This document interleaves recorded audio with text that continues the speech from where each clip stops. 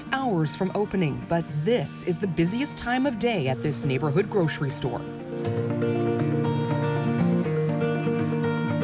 A top-to-bottom deep clean, overseen every morning by owner Dave Lima. They're wiping down the door handles. He's going to start washing the floor. Every high-contact part we clean. Every surface disinfected. Spraying, scrubbing, and screening. Beautiful! Even the bakery delivery gets the same welcome. It's been like this since the start of the pandemic. This small but mighty team shouldering the extra work and extra expense in the name of safety. Can you imagine if one of us got sick? It would literally close us down because, we're only a group of 10, 12, 15 at times. Every week, nearly 4,000 people in Toronto's Little Portugal shop at Onoso Talio. Any one of them could bring COVID with them.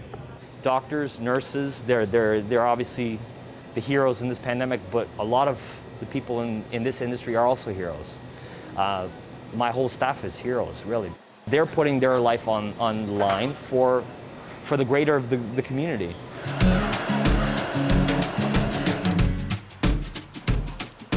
One of those heroes just arriving. Cecile Amon takes public transit, 45 minutes both ways every day. Amon has been on a vaccine wait list for 2 weeks.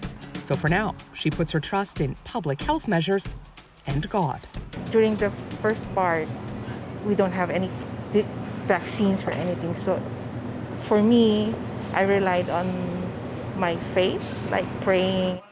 Faith helps with the stress of constant risk, but so does knowing she's helping people, especially seniors. I'm far away from my parents, so I considered every older people, like I call them mama.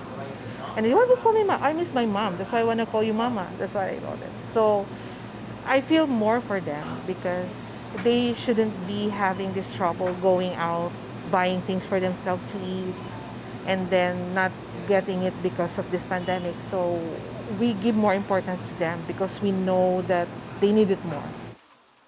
Mask wearing is strictly enforced, and so is capacity. No more than 10 people inside, forcing Lima into the role of bouncer. Turns out, there's an app for that. So I've been trying to train people over the last week about the traffic lights. So it's a little app that you just, green and red, right? So that way there's a line outside. They'll know when it's green, they come in. When it's red, it's not. Julio Lima first opened this shop in 1974. We are scared. We are scared of this. We open late, close early. That's what we're doing all the time, It's like a war for us. Your son is here every day. Do you worry about him?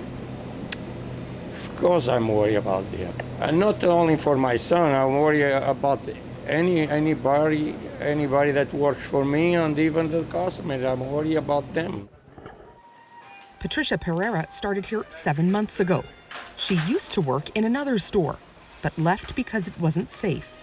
The capacity was 50% at that time when I worked there, and he let everyone in, and he didn't sanitize anything, and some employees or even some customers get in the store and they didn't have the mask on, and he doesn't care. Here, things are different. And there's something else here. Beyond safety, there is joy. The most important is to see customers smile whenever they Even left through a the mask? door. Yeah, we can see the smile from their eyes, you know that, right? Shopping for food once mundane, now one of the few times many interact with another human. They come here just to see somebody. Over the last year, we've made a lot of friends. We talked to a lot of customers, gotten to know them on a first name basis, but we don't know how they look like because they have masks on, right? So I just wish that they would get to the day where we can all take off our masks and actually meet each other, right? And as today draws to a close, perhaps that day is getting closer. Katie Nicholson, CBC News, Toronto.